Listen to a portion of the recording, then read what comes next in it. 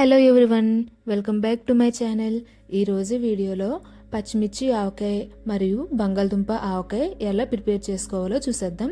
అయితే ఈ ఆవకాయ పెట్టుకోవడానికి మనకి సీజన్తో పని లేదండి. వీటిని ఏ సీజన్లోనైనా చాలా ఈజీగా ప్రిపేర్ చేసుకోవచ్చు. ఈ ఆవకాయ చూస్తుంటేనే నోరు ఊరుతుంది కదా. అయితే ఆలస్యం చేయకుండా ఎలా ప్రిపేర్ చేసుకోవాలో వీడియోలోకి వెళ్ళిపోదాం. దానికన్నా ముందు ఎవరైనా మన ఛానల్ని ఫస్ట్ టైం చూస్తున్నట్లయితే తప్పకుండా సబ్స్క్రైబ్ చేసుకోండి. ముందుగా మిర్చి ఆవకాయ ఎలా ప్రిపేర్ చేసుకోవాలో చూసేద్దాం. దీనికోసం ముందుగా ఒక పావు కిలో పచ్చిమిర్చిని అయితే తీసుకోవాలి.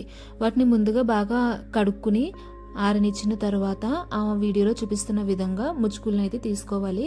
అలా తీసుకున్న తర్వాత వాటిని 2 పీసెస్ కింద కట్ చేసుకోవాలి. నేనైతే బజ్జీలకి ఉపయోగిస్తారు కదండి, ఆ పచ్చిమిర్చిని అయితే తీసుకున్నాను. అవి మిర్చి ఆవకాయకి బాగుంటాయి అన్నమాట. వాటిని అలా కట్ చేసిన తర్వాత కాసేపు పక్కన ఉంచాలండి. ఇప్పుడు మనం పులుపు కోసం నిమ్మకాయలను అయితే తీసుకోవాలి. ఇక్కడ మనం 2 పచ్చళ్ళు పెడుతున్నాం కాబట్టి నేను 5 నుండి 6 నిమ్మకాయలు తీసుకున్నాను. పచ్చిమిర్చి ఆవకాయకి అయితే 3 నుంచి 4 నిమ్మకాయలు సరిపోతాయి పావు కిలో పచ్చిమిర్చికి. మిగతావి బంగాళదుంప పచ్చడికి యూజ్ చేస్తాను. వాటిని అలా పీసెస్ కింద కట్ చేసుకుని ఇలా రసం అయితే తీసుకోవాలి. ఇప్పుడు మనకి అరకప్పు కారం కావాలి, ఇంకా అరకప్పు ఆవు పిండి, ఇంకా అరకప్పు సాల్ట్. ఈ సాల్ట్ అనేది మీకు రుచికి సరిపడా తీసుకోవాలండి. తర్వాత ఒక 20 నుంచి 25 వెల్లుల్లి రెబ్బలు అయితే తీసుకోవాలి. ఈ క్వాంటిటీ అనేది పావు కిలో పచ్చడికి మాత్రమే తీసుకోవాలి. తర్వాత ఆయిల్ని కూడా తీసుకోవాలి. ఒక బౌల్ తీసుకుని అందులోనే కారం, ఆవు పిండి, సాల్ట్ ఇవన్నీ యాడ్ చేసుకుని బాగా మిక్స్ చేసుకోవాలన్నమాట. ఇవన్నీ బాగా మిక్స్ అయిన తర్వాత మనం ముందుగా కట్ చేసుకున్న మిర్చి ముక్కలు ఉన్నాయి కదండి, వీటిని కూడా ఇందులో యాడ్ చేసుకుని అవన్నీ బాగా పట్టేంత వరకు బాగా కలుపుకోవాలి. అలా కలిపిన తర్వాత మనం ఒక 3 నుంచి 4 నిమ్మకాయల రసాన్ని అయితే తీసుకుని ఆ ముక్కల్లో యాడ్ చేసుకోవాలి. అవి యాడ్ చేసిన తర్వాత అవన్నీ బాగా మిక్స్ అయ్యేంత వరకు బాగా కలుపుకోవాలి. అవి మిక్స్ అయిన తర్వాత దీనిలోనే ఆయిల్ని కూడా యాడ్ చేసుకోవాలి.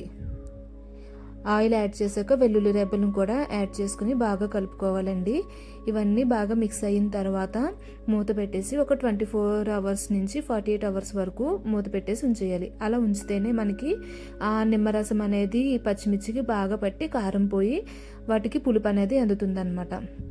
ఇది పచ్చిమిర్చి ఆవకాయ రెసిపీ అనేది ప్రిపరేషన్ అనమాట. ఇది అయిన తర్వాత సేమ్ క్వాంటిటీలోనే మనం బంగాళదుంప ముక్కలను అయితే తీసుకోవాలి.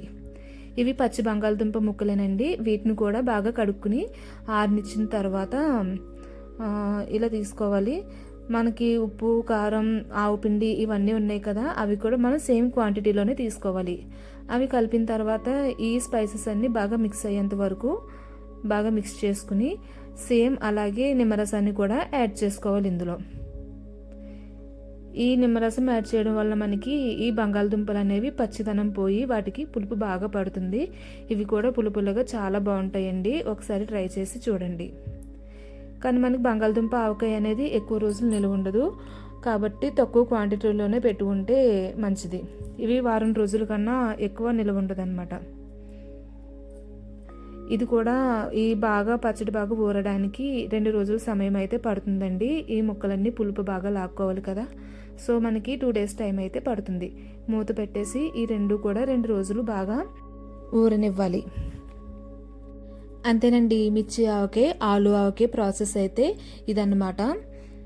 వీటికి అయితే ఏ సీజన్ తోటి పని లేదు. మనకి ఆవకాయ పెట్టుకోవాలన్నా, మాగే పెట్టుకోవాలన్నా కేవలం వేసవికాలంలో మాత్రమే పెట్టుకోగలం కదా. అది పచ్చడి అయితే మాత్రం మనం ఏ సీజన్లోనైనా పెట్టుకోవచ్చు అనమాట. ఒకసారి మీరు కూడా ఈ రెసిపీని ట్రై చేసి మీ ఇంట్లో అందరికీ టేస్ట్ చూపించండి. అందరూ తప్పకుండా లైక్ చేస్తారని అనుకుంటున్నాను. ఈ వీడియో మీకు నచ్చినట్లయితే వీడియోని తప్పకుండా లైక్ చేయండి.